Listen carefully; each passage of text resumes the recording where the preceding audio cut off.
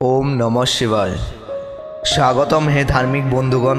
মহাকালের এই পবিত্র সময়ে আমরা এক গভীর আধ্যাত্মিক সত্যের সন্ধানে বেরিয়েছি, যা আমাদের জীবনের প্রতিটি কণায় শিবচেতনা জাগ্রত করতে সাহায্য করবে।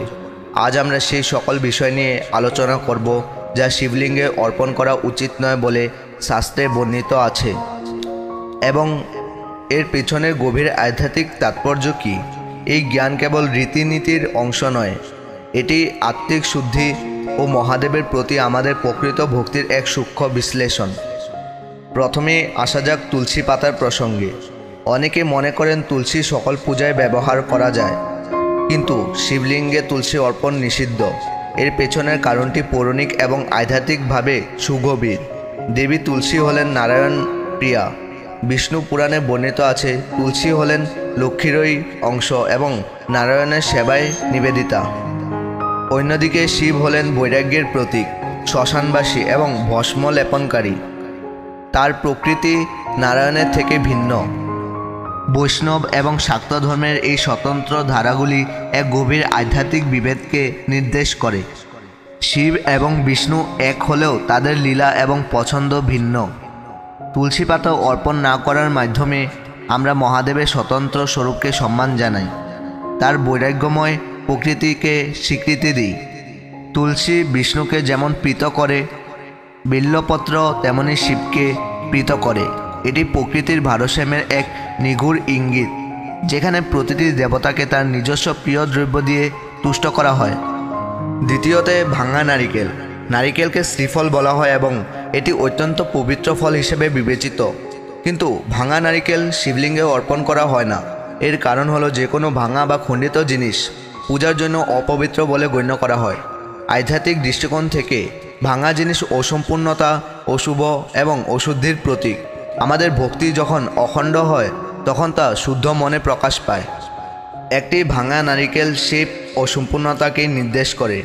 মহাদেবের পূজা পূর্ণতা এবং পবিত্রতার প্রতীক, তাই ভাঙা বা অপূর্ণ কোনো দ্রব্য তার চরণে অর্পণ করা উচিত নয়। এর মাধ্যমে আমরা আমাদের ভক্তি ও শ্রদ্ধার পূর্ণতা এবং নির্ভেজালত্বকে প্রকাশ করি।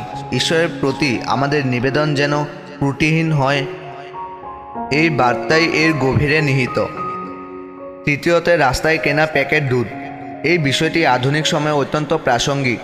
শিবলিঙ্গে দুধ অর্পণ অত্যন্ত শুভ বলে মনে করা হয়, কারণ দুধ শুদ্ধতা এবং পুষ্টির প্রতীক, কিন্তু শাস্ত্রে গরুর তাজা বিশুদ্ধ দুধ অর্পণের কথা বলা হয়েছে। রাস্তায় কেনা প্যাকেট দুধ সাধারণত প্রক্রিয়াজাত এবং তাতে বিভিন্ন রাসায়নিক দ্রব্য মেশানো থাকতে পারে। আধ্যাত্মিক অর্থে কোনো কিছু ঈশ্বরকে নিবেদন করার সময় তার বিশুদ্ধতা সর্বাগ্রে বিবেচিত হয়। যে জিনিস নিজে বিশুদ্ধ নয়, তাতে কিভাবে ঈশ্বরের শুদ্ধতা প্রতিফলিত হবে? ঈশ্বরকে যা নিবেদন করা হয় তা যেন সর্বোচ্চ মানের এবং প্রাকৃতিক হয়।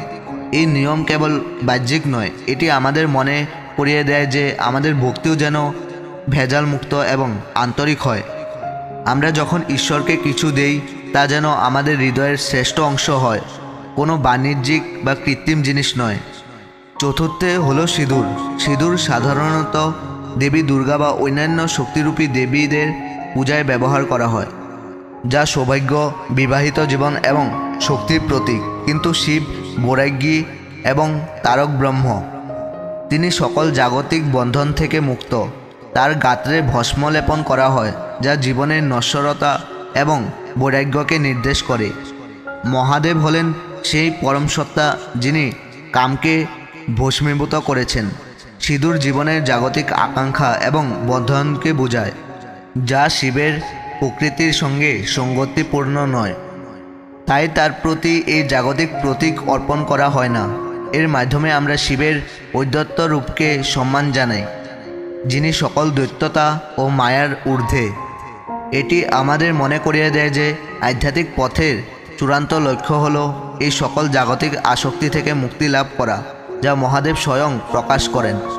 প্রিয় ভক্তগণ, এই সকল নিষেধারূপ কেবল বাহ্যিক নিয়ম নয়, এর প্রতিটি অংশের গভীরে রয়েছে মহাদেবের স্বরূপ, সৃষ্টির রহস্য এবং আমাদের আত্মিক উন্নতির দিক নির্দেশনা।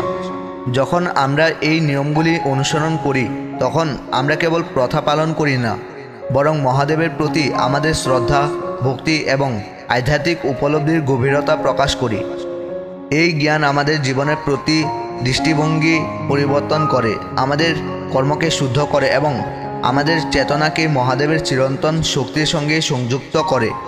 এই পবিত্র আলোচনার পর আশা করি আপনারা এই গভীর সত্যগুলি উপলব্ধি করতে পেরেছেন। এই জ্ঞান আপনাদের ভক্তিকে আরও দৃঢ় করুক এবং শিব কৃপায় আপনাদের জীবন সমৃদ্ধ হোক।